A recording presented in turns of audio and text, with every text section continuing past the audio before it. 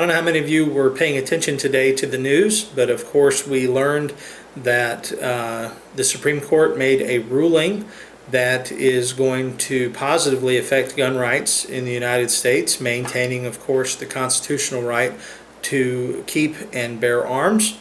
And hopefully this is something that will be maintained. This is not something, as we understand our rights, this is not something that should be up even for question. The right to protect ourselves, the right to have the means to protect ourselves is something that is not just guaranteed in the Constitution, but it is an inalienable right. It is something that we have as people, the right to protect ourselves.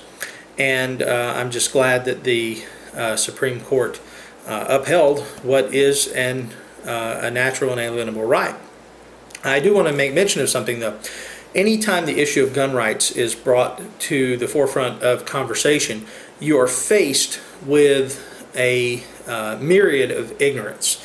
And there is a video that was posted by the Associated Press today that I just wanted to show. This is an example of someone who is very ignorant making a statement that is just outrageous. So check it out. Supporters of strict gun bans say they offer some help in cities like Chicago that see a lot of gun violence. When you don't have a gun in your house, you're not even thinking about violence. So as soon as you get the gun, all of a sudden now you're going to feel that you're ready and you're prepared to defend yourself. And now you're going to have some law-abiding citizens who pick up this mindset, hey, I'm a tough guy now. Of course, we see right away that his argument is just atrocious to begin with. To say that a person wasn't even thinking about violence before they got that gun, and now that they got that gun that they think that they're some sort of a tough guy, that is not only ignorant, but it shows just how far someone will go in creating a straw man argument. They'll build up a straw man just to burn it down. Because he's basically just explaining a situation that is not necessarily true, but well, not at all true. But he's explaining a situation that is when he says that the person wasn't even thinking about violence before they got that gun. Well, yeah, I don't have to think about violence for violence to exist. You know, I don't sit around and think about a lot of things that go on in the world. I don't sit around and think about genocide, but genocide goes on. You know, I don't sit around and think about a lot of things that go on. That doesn't mean that they can't and won't ever affect me. And violence, to say I wasn't even thinking about violence before, just the ignorance of that statement is so silly. It boggles my mind, because you know what? If someone were to break into my house in the middle of the night, it doesn't matter if I was thinking about violence or not. In fact, I want to show you a video of how violence actually occurs. This is a video of two older senior adults who are going into their home at night, or rather into a hotel room at night, and they're attacked for no reason, only to be robbed. And from what I understand in this video, one of the attackers actually is wielding a knife and uses it in stabbing. It's very grainy, so I can't guarantee that that's what's happening, but from what I understand from the video, there's actually a stabbing occurring in this video. So I'll let you watch this, and you tell me if it matters whether these people were thinking about violence or not.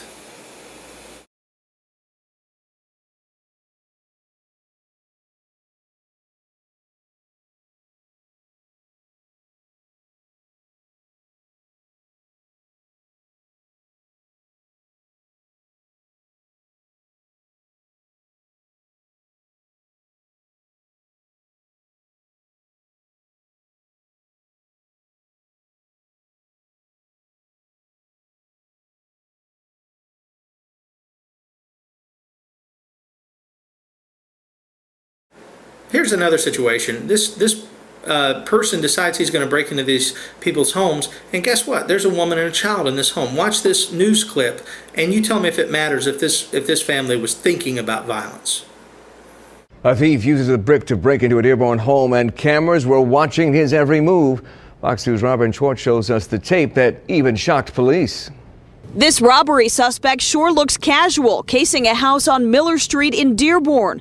Watch as he goes right up the steps to peek in a back door. The whole time he's out in the open on a busy street at 8:30 Tuesday morning. Very bold. I think the guy's very desperate. Didn't care that it was broad daylight, didn't care that it was a corner house, didn't care there was traffic going back and forth. First, the thief tries to use a screwdriver to break in. Then you can see him throw a brick through the sliding glass door. What he didn't know is that the homeowner's wife and a baby were inside. My wife, when she heard some noise, something broke, she went down there to check what happened. So they saw one guy carrying my TV and leaving. Here he is with the 50-inch TV in his hands, headed straight out the door. The thief took off running, carrying that huge TV through this back alley. They think he had a car waiting for him on the next street. He saw what he wanted, and he wanted to get it, and he didn't care how he went about doing it. He was going to take it. Homeowner Fadi Hamoud says he installed the sophisticated surveillance system for protection. He was the victim of another break-in 6 months ago. Now he and police hope someone will recognize this suspect and turn him in before he strikes again. In Dearborn, Robin Schwartz, Fox 2 News. In the end, ignorance is this entire man's argument is based on. Ignorance. Rather, he lives in a world where people who believe in the right to protect themselves are just people who are out looking for trouble. He believes that if you have a gun in your house, you feel like a tough guy, and that's the reason for your having it.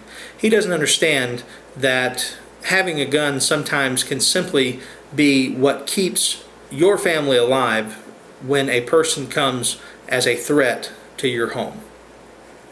And when the rights of Americans, gun rights, are ever taken away, then the lawless will still have guns.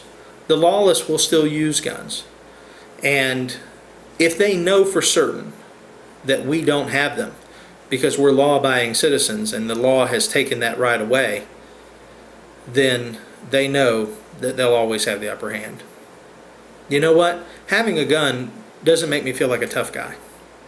But having a gun on my person, carrying a gun for self-protection, and having a gun in my home does help me have a little bit more peace of mind that if someone were going to try to hurt me or hurt my family, that I would have more than just my fists to stand between me and them.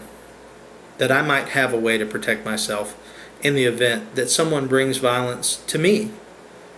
I'm not a violent person. I don't desire violence in my life. But at the same time, I know there are many people out there who live for violence. They live to take from others what is not theirs, and to do so by force or by any means necessary. It's not their right, but it is my right to stand against them. It's my right to protect myself and my family.